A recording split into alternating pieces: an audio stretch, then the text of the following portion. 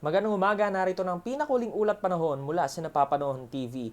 Unahin na natin ang Tropical Depression Tonyo na sa ngayon ay huling namataan ng pag-asa kaninang alas 10 ng gabi, 395 kilometers kanluran ng Calapan City, Oriental, Mindoro. Bahagyang lumakas ang bagyong Tonyo sa maximum sustained winds na 55 kilometers per hour malapit sa sentro nito at pagbugsong 70 kilometers per hour. Ito'y patuloy na kumikilos pakanluran, bahagyang bumilis yan sa 30 kilometers per hour. At dahil hindi pa updated yung forecast track ng pag-asa kaninang alas 11 ng gabi, gagamitin muna natin ang forecast track ng Japan Meteorological Agency. Kung mapapansin nyo, ito ang current position ng bagyong Tonyo. Unti-unti na yung lalayo sa mga susunod na oras at lalabas na nga ng Philippine Area of Responsibility bukas ng umaga. Bagamat palabas na ng PAR ang bagyong Tonyo, nakakaapekto pa rin yung trough or extension ng bagyo na patuloy na nakapagpapaulan dito sa malaking bahagi ng Northern Luzon sa mga oras na ito. Samahan pa yan ng malakas na ihip na hanging amihan na talaga namang nagdudulot ng may kalakasang mga pag-ulan dito sa may Northern Luzon, kabilang na itong mga northern sections ng extreme Northern Luzon. At dahil nga dyan, nagtaas ang North Luzon PRSD kanina ng yellow rainfall warning kaninang alas 11 na gabi sa mga lalawigan ng Fuga Island, Abra, Apayao, Cagayan, dyan sa mga bayan ng Abulog, Baggao, Balesteros, Claveria, Enrile, Pamplona, Peñablanca, Piat, Rizal, Santo Niño, Santa Pracedes, Sanchez Mira, Solana, Tuaw at Tuguegarao City. Diyan naman sa lalawigan ng Isabela, nakataas rin ang yellow rainfall warning sa Iligan City, Maconacon, San Pablo, Santa Maria at Tumawini, kabilang na rin ang lalawigan ng Kalinga. Mag-monitor po ang ating mga kababayan sa mga mabababang lugar sa mga nabanggit na lalawigan dahil posible po ang mga pagbaha. Tingnan naman natin ang rainfall forecast mula sa ECMWF model. Kung mapapansin natin sa mga susunod na oras, ay may mga pag-ulan ka pa rin dito sa may Cordillera, maging dito sa ibang parte ng gitnang Luzon. May mga kulay pula dyan, ibig sabihin po niyan, may mga kalakasang mga pag-ulan. Sa ngayon, habang ako'y nagre-report, ay may umuulan pa rin naman po ngayon dito sa lalawigan ng Union at magtutuloy-tuloy po yan hanggang bukas pero mababawasan na po sa mga susunod na oras. Pag-usapan naman natin itong bagong bagyong nabuo sa loob ng Philippine Area of Responsibility na kaninang hapon ay isa lamang low pressure area.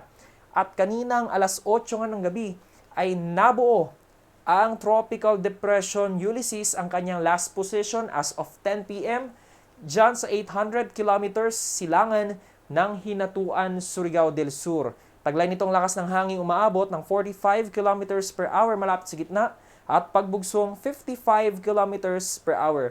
May kabagalan nitong kumikilos sa 15 kilometers per hour pahilagang kanluran. At base sa 11 p.m. bulletin ng Pag-asa, ito ang kanyang forecast track sa mga susunod na araw. Medyo blurred dahil hindi siya updated doon sa mismong colored version nito at inisnip lamang ito natin doon sa PDF file ng Severe Weather Bulletin.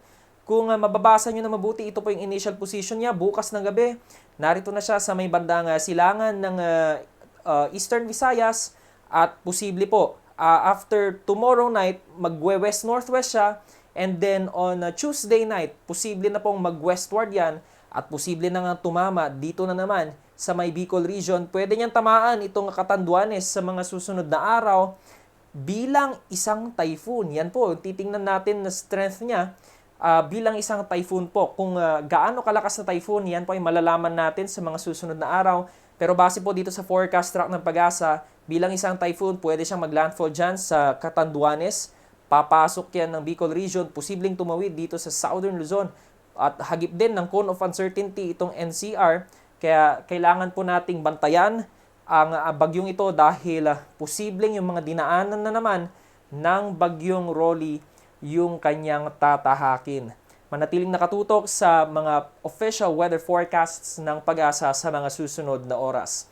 Sa ngayon, wala pang nakataas na tropical cyclone wind signal, bagamat sabi ng Pag-asa kanina sa kanilang Facebook page at sa Severe Weather Bulletin, posible silang magtaas ng tropical cyclone wind signal number 1 sa mga susunod nilang mga bulletin. Samantala, narito naman ang JMA or Japan Meteorological Forecast Track na halos parehas din ang tinitingnan nila. At mapapansin natin ito, magno-northwest siya, mag-west-northwest at tutuloy siya pakanluran. Parehas na parehas ang kanyang posibleng tamaan itong lalawigan ng Catanduanes bago pumasok dito sa Camarines Provinces, palabas dito sa Southern Tagalog Region. Kaya talagang dapat nating bantayan ang bagyong ito. Halos ganun din ang pinapakita ng ating wind map galing sa ECMWF na kung saan ito yung sirkulasyon ng bagyong Ulysses na posibleng ang tumama dyan sa may posibleng Southern Quezon, Camarines Norte, Camarines Sur, bago lumabas dito sa may Cavite, Laguna area. Kaya babantayan natin yung mga susunod na output models ng ating mga computer models dahil magbabago pa po ang mga yan. Pero sa kasulukuyan po, halos lahat po ng mga computer models ay nagsasabi na posible at malaki ang posibilidad na maglandfall ito dito nga sa Southern Luzon. Pero may mga ilang models na nagpapakita na dito sa gitnang Luzon mas hilaga siya konti. May mga iba naman na may mas south konti. Pero halos parehas yung tinatayang direksyon nito. Mula west-northwest magiging west siya sa mga susunod na araw.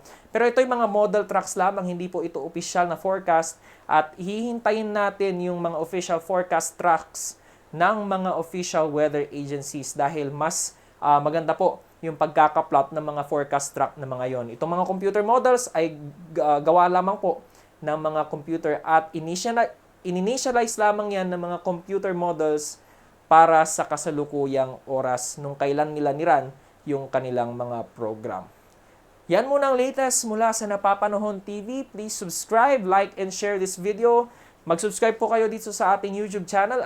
Ang YouTube channel natin ngayon is temporarily named Kotseng Gala.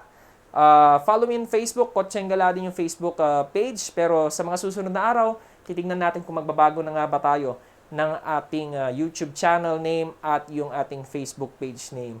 Ang next update po ay bukas po alas 12 ng tanghali or mamaya, sasabihin na natin yan, November 9, 2020. Subalit, ang susunod na Severe Weather Bulletin ng Pag-asa ay lalabas mamayang alas 5 ng umaga. Ukol pa rin sa mga bagyong Tonyo at bagyong si Ulysses.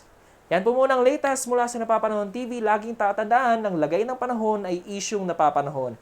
Ako po si Louie Vergara. Magandang umaga sa ating lahat. Mag-ingat po tayo.